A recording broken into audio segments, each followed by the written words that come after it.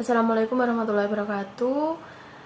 Kami di sini dari kelompok 8 yang beranggotakan Sofia Alfiatul Mawadah, Adrian Wahyu, dan saya sendiri Ayu Afidia Ulumiyah akan mempresentasikan hasil kerja kelompok kami yang berjudul Manajemen Kelas Efektif.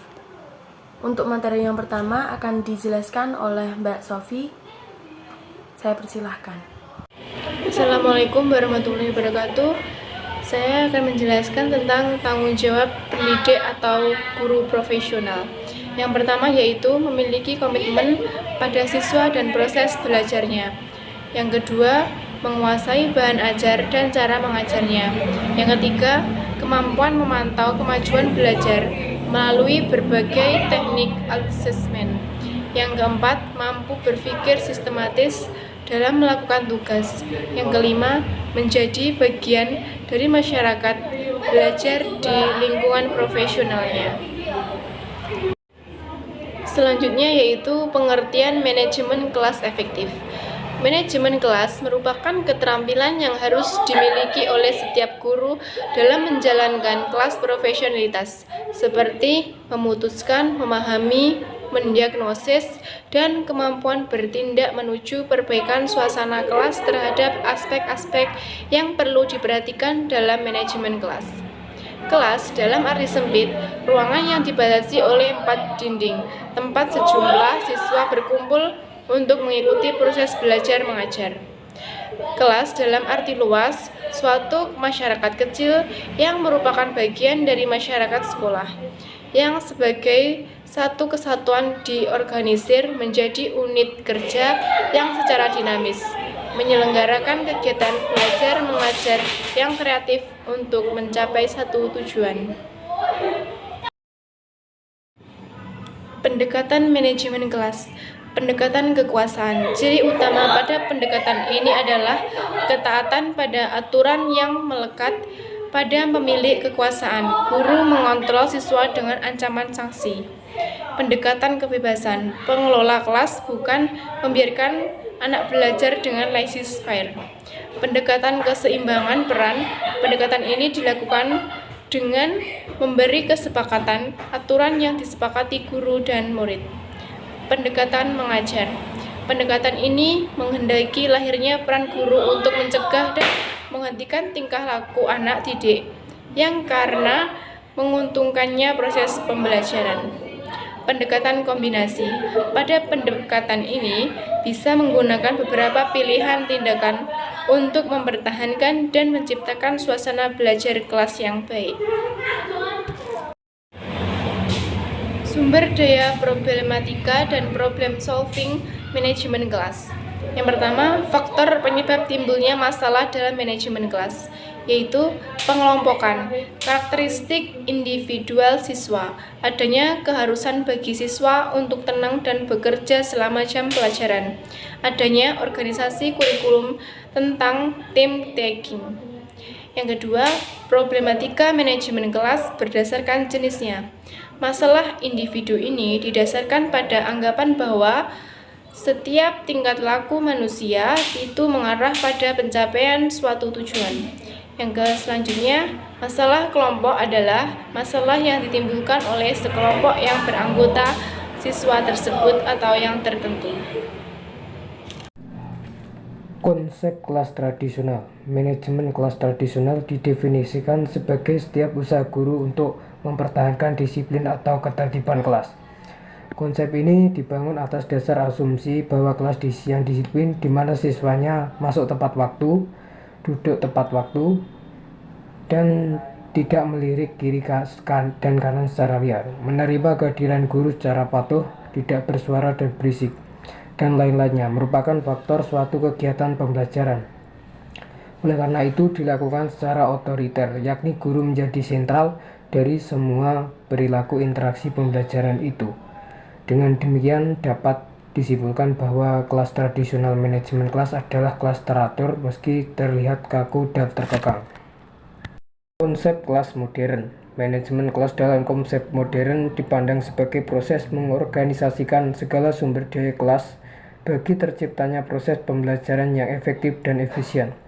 Sumber daya itu diorganisasikan untuk memecahkan beragam masalah yang menjadi kendala dalam proses pembelajaran, sekaligus membangun situasi kelas yang kondusif secara berkesinambungan. Manajemen dalam kelas ini dipandang modern sebagai proses mengorganisasikan segala sumber dari kelas, terciptanya proses pembelajaran yang efektif dan efisien. Salah satu penerapan dari konsep kelas modern adalah cendekia, pembelajaran dengan memanfaatkan dunia virtual. Proses interaksi di dunia virtual akan memperluas akses terhadap para pengguna. Penerapan metode pembelajaran modern dan konvensional dalam bentuk tutorial perlu dikembangkan oleh guru agar terjadinya pertukaran informasi antara siswa dengan guru, sehingga mudah berkomunikasi, efektif dan efisien di dalam mengadopsi dan sharing terhadap pembelajaran yang akan diterima dan diberikan. Perencanaan kelas. Yang pertama, 1. Memeriksa silabus dan RPP, rencana pelaksanaan pembelajaran yang telah disusun. 2. Mengidentifikasi kompetensi pembelajaran yang akan diupayakan.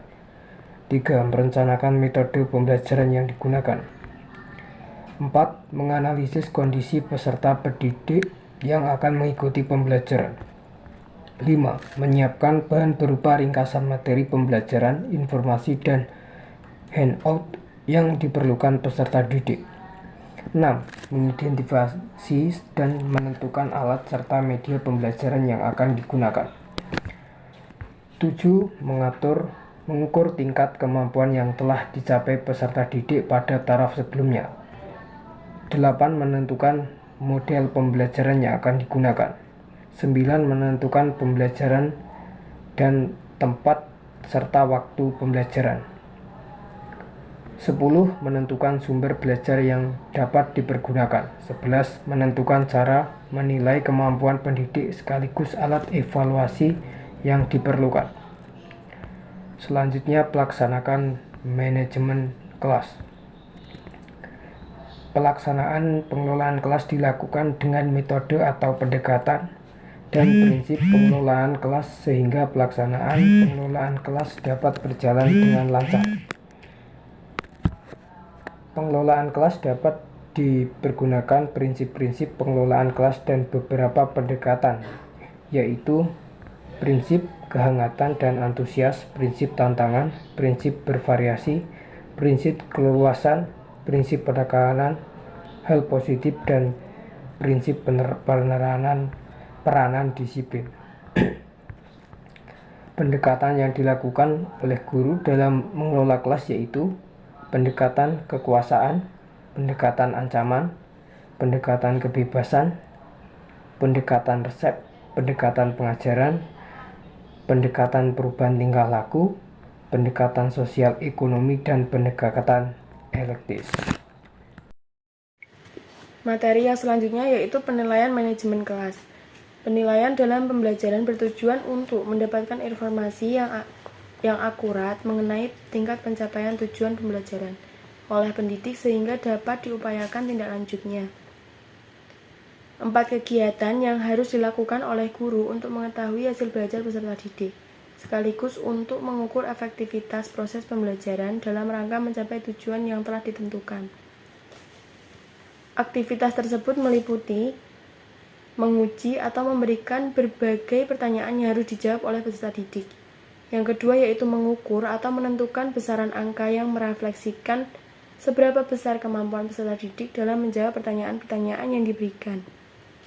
Yang ketiga yaitu menilai atau menginterpretasikan angka hasil pengukuran. Dan yang terakhir yaitu mengevaluasi, memutuskan tingkat keberhasilan belajar peserta didik dan juga keberhasilan proses pembelajaran yang telah dilakukan. Materi yang selanjutnya yaitu model manajemen kelas. Model yang pertama yaitu model dalam pendekatan disiplin diri. Model pendekatan disiplin diri dibagi menjadi 3 yaitu model terapi realitas yang dikembangkan oleh William Glasser. Terapi realitas merupakan strategi yang membantu peserta didik bertanggung jawab untuk menyelesaikan masalah mereka sendiri. Terapi realitas meletakkan tanggung jawab pada diri peserta didik, tidak pada pendidik. Yang kedua yaitu model Teacher Effectiveness Training. Merupakan konsep dari Dr. Thomas Gordon pada tahun 1974 yang menekankan pembentukan hubungan kerja yang positif antara pendidik dan peserta didik. Yang ketiga yaitu model Inner Disciplines. Inner Disciplines dikembangkan oleh Barbara Coloroso, pembentuk Nan and No, seorang pendidik dan pengarang. Menolak solusi quick fix atau kesulitan cepat bagi masalah-masalah disiplin. Yang selanjutnya yaitu model Bayern Discipline. Alflicon dalam bukunya Bayern Discipline menanyakan asumsi bahwa masalah-masalah kelas merupakan kesalahan pada pendidik yang tidak berbuat seperti yang mereka katakan. Model yang selanjutnya yaitu model dalam pendekatan pendidikan, model Kaunin dan Jones. Model Kaunin dalam perbandingan yang menyeluruh mengenai manajer kelas dan efektif atau tidak efektif. Jacob Kaunin dalam Harsanto menemukan bahwa pendidik menemukan sedikit perbedaan mengendalikan masalah-masalah kelas yang timbul. Perbedaan utama terjadi pada kecenderungan mencegah persoalan-persoalan kelas. Model Jones, Frederick Jones lebih dari 10 tahun meneliti permasalahan pendidik menghadapi kelas dan menemukan bahwa kebanyakan permasalahan kelas manajemen kelas diperoleh dari banyaknya waktu yang dihabiskan para peserta didik. Dengan kata lain, kebanyakan permasalahan kelas merupakan hasil para pendidik melaksanakan tugasnya. Model yang selanjutnya yaitu model pendekatan Desiet. Model yang pertama, model Assertive Disciplines atau disiplin tegas. Lee dan Marlene Chanter berpendapat bahwa pendidik mempunyai pembawaan yang benar yang diperlukan bagi perilaku layak dalam kelas. Untuk tujuan ini, Chanter menganjurkan disiplin tegas dan dipakai bagi pendidik yang tegas. Pendidik yang tegas secara jelas dan sungguh-sungguh mengomunikasikan kebutuhan-kebutuhan dan persyaratan kepada para peserta didik, menindaklanjuti kata-kata mereka dengan tindakan yang tepat, dan merespon para peserta didik dengan cara memenuhi kebutuhannya secara maksimal dan tidak memakai cara mengganggu dan sangat perhatian kepada para peserta didik. Selanjutnya model Behaviors Modification atau modifikasi perilaku. Modifikasi perilaku didasarkan pada ide dan kerja B.V. Skinner dalam Kinets de Moore, yang merupakan pendekatan yang berkembang dari asumsi bahwa para peserta didik akan mengubah perilaku mereka untuk menerima penghargaan tertentu. Materi yang terakhir yaitu membangun manajemen kelas efektif. Manajemen kelas yang efektif perlu memperhatikan hal-hal berikut ini. Yang pertama, kelas merupakan sistem yang diorganisasi untuk tujuan tertentu yang dilengkapi dengan tugas-tugas dan dipimpin serta diarahkan oleh guru. Yang kedua, guru merupakan pendidik dan teladan bagi semua peserta didik yang di kelas, bukan hanya untuk pendidik pada waktu tertentu. Yang ketiga, kelompok belajar yang ada di kelas mempunyai perilaku tertentu yang kadang berbeda dengan perilaku kelompok maupun individunya di dalam kelas. Oleh karena itu, maka kelompok yang ada di kelas perlu memberikan perhatian. Yang keempat, kelompok belajar yang ada di kelas memberikan pengaruh terhadap individu yang menjadi anggotanya. Pengaruh baik dapat dikembangkan, namun pengaruh buruk perlu dibendung dengan cara memberikan bimbingan. Yang kelima, dalam belajar dan pembelajaran, itu cenderung terpusat pada hubungan guru dan peserta didik. Keterampilan guru meningkat dalam mengelola individu dan kelompok. Belajar akan semakin meningkatkan kepuasan individu yang ada di kelas. Yang keenam, struktur kelompok belajar kelas. Pola komunikasi kelompok belajar yang terbentuk dan kesatuan kelompok belajar ditentukan oleh keterampilan manajerial guru dalam mengelola kelompok belajar yang ada di kelas. Yang terakhir, struktur kelompok belajar. Pola komunikasi kelompok belajar yang terbentuk dan kesatuan kelompok belajar ditentukan oleh keterampilan guru sebagai simbol pemersatu di kelas.